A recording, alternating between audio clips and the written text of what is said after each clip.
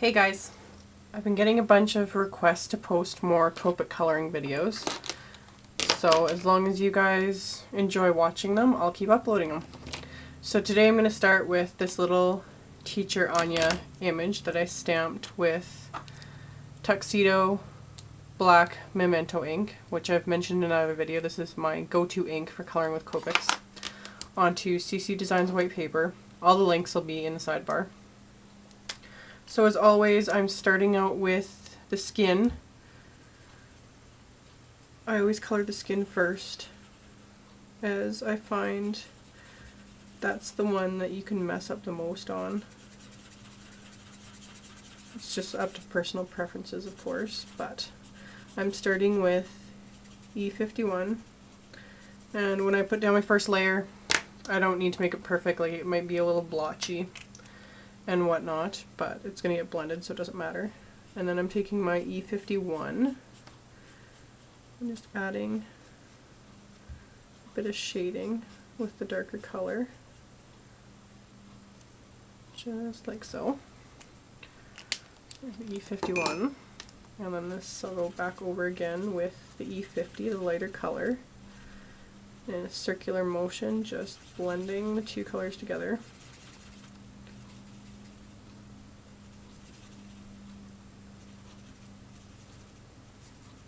Okay, so that's that, and then I'm going to go in with my R20, which is blush. I'm going to add some pink for her cheeks.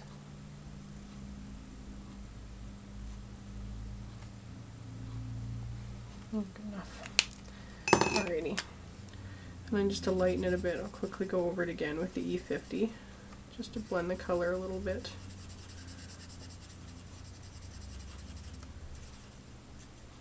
There we go. Now today I'm going to make her a redhead, since this is going to be for my daughter's kindergarten teacher. So I've chosen 3 colors of orange. Y38, which is honey, Y004, which is chrome orange, and Y007, which is cadmium orange. So I'm going to start with my lightest color. I'm going to do something a little different than my other videos. I'm going to apply the lightest color to the middle, since I'm kind of picturing the light to be coming from the top. And one of the nice things about the Anya stamps is they have a lot of hair, so you can kind of have fun with how you want to color them and play around with highlights and whatnot. So it's pretty much all up to personal preference, but this is something that I've started to do and it's kind of fun. So again, right now, doesn't need to be blended, doesn't matter if it's streaky or spotted or whatever. Just lay down the color. I'm going to take my medium color and get that on either side of the lightest color. Again, not trying to be perfect or precise. My biggest thing is I just want to try and stay in the lines and not mess it all up. And now I'll take my darkest color, the YR07.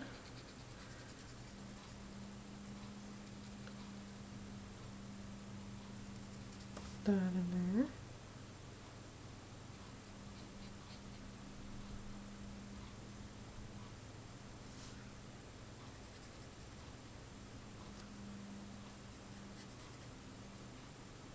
I'm not really following any rules or anything for coloring, just doing what I like. It's kind of a fun thing about these markers, you can do whatever you want. So now I'm going to go back in with my Y38, the lightest color. And using a circular motion, I'm going to blend them all together. And since this is a large image and she's got like a large amount of hair, you can use a fair bit of pressure to blend the colors together and to really push them in and saturate the cardstock. Like you can see, I'm starting to really saturate the cardstock here, which is a good thing. And if you move, if you're just practicing, it's best to work in sections, like say just do just the top section, then do just the bottom, then just the side. because working in sections and keeping the cardstock wet that you're working on makes it blend a lot faster, and it's a lot easier. But since I already knew what I was planning on doing, I just did it all at once.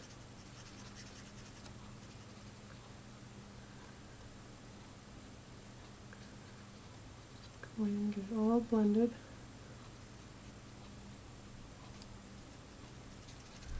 Okay, so it's all blended, but what I'd like is for there to be still a little more definition. So I'm going to go back in with my YR04 and just quickly darken it up here and there.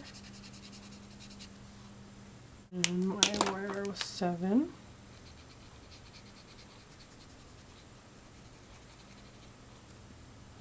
And then just do a last little bit of blending here.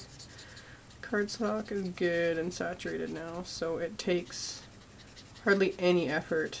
You don't even really need to go in a circular motion to blend because it's so wet that you can push the color around quite a bit. There we go. And as a final touch for the hair, I'm going to go in with my colorless blender, and I'm just going to use it on the area that I want to be the lightest, where the highlight would be.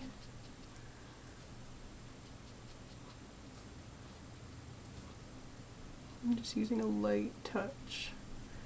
I'm going back and forth.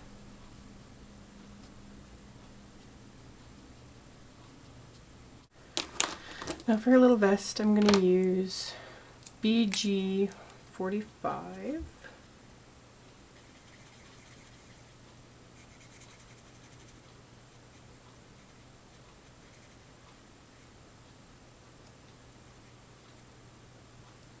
Okay, and I'm going in with BG49.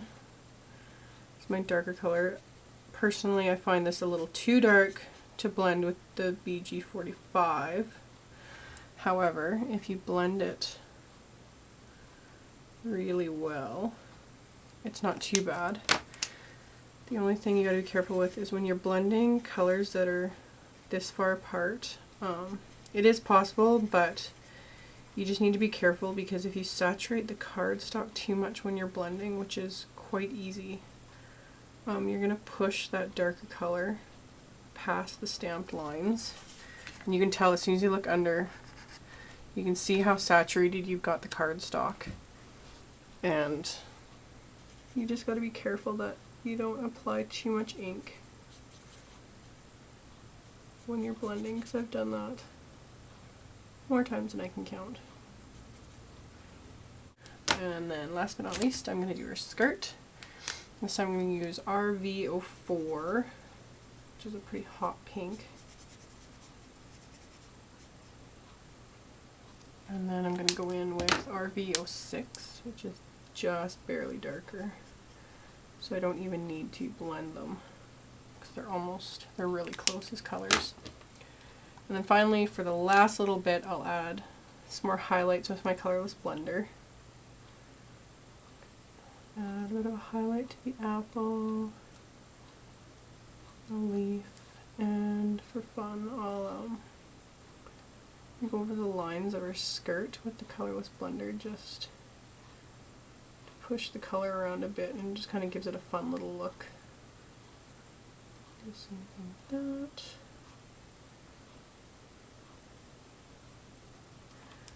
And that's it. So I hope you guys enjoyed that, and thank you so much for watching, and I'll talk to y'all next time. Bye!